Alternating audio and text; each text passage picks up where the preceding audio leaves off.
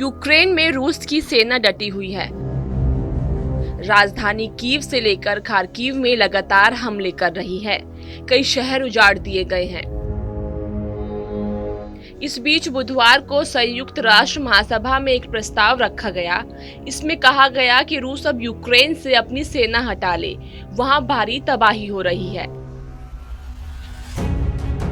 इसमें कुल 191 देशों ने हिस्सा लिया। बता दें कि वोटिंग के दौरान भारत ने अपना रुख कायम रखा, लिहाजा भारत इस वोटिंग से दूर रहा।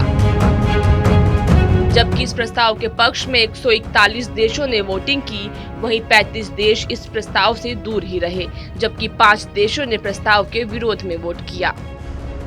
यूएनजीसी में प्रस्ताव पर वोटिंग होने के बाद यूक्रेन के राष्ट्रपति ने एक ट्वीट किया।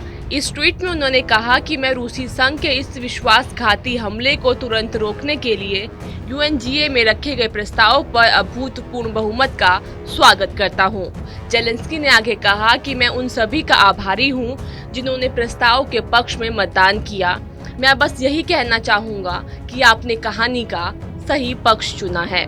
वोटिंग के बाद यूक्रेन के राष्ट्रपति जेलेंस्की ने कहा कि वोटिंग के नतीजे साफ तौर पर यही दिखाते हैं कि पुतिन विरोधी गठबंधन तैयार किया गया है। ये बखूबी काम कर रहा है। उन्होंने कहा कि पूरी दुनिया हमारे साथ है, सच्चाई हमारे साथ है, जीत हमारी होगी। इस दौरान भारत ने अपना रुख एक बार फिर साफ कर दिया। वहीं भारत ने यूएन जनरल असेंबली में अपना रुख सबके सामने रखा। भारत की ओर से कहा गया कि रूस यूक्रेन में तुरंत सीजफायर हो। हम यूक्रेन से भारतीयों की सुरक्षित वापसी चाहते हैं। हम चाहते हैं कि वहां से निकलने में भारतीयों को कोई परेशानी ना हो। हम सीजफायर की मांग का समर्थन करते हैं। बता दें कि यूएनजीए में रूस के खिलाफ प्रस्ताव पास हो गया है। स्विफ्ट से रूस के 7 बैंकों को बाहर कर दिया गया। इससे पहले बुधवार को यूएन ने रूस के 7 बैंकों को स्विफ्ट से बाहर कर दिया था। बता दें कि रूस की ओर से किए गए हमले के बाद पश्चिमी देश लगातार इसका विरोध कर रहे हैं।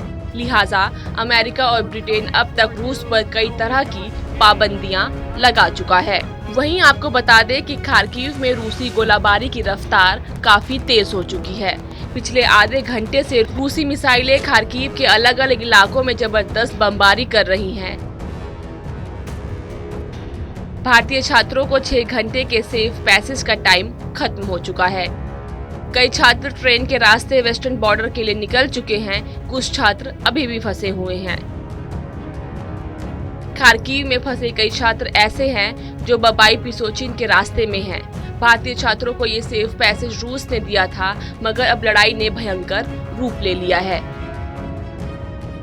रूस ने अल्टीमेटम यहाँ तक दे दिया है कि ये लड़ाई तीसरे विश्व युद्ध तक जा सकती है और परमाणु युद्ध भी हो सकता है। और अगर ऐसा युद्ध हुआ तो ये बहुत ही विध्वंसकारी होगा। ये वीडियो आपको कैसी लगी कमेंट सेक्शन में जरूर बताएं। देश और दुनिया की खबरों के लिए सब्सक्राइब करें हमारा डिजिटल प्लेटफॉर्म TV9 भारतवर्ष।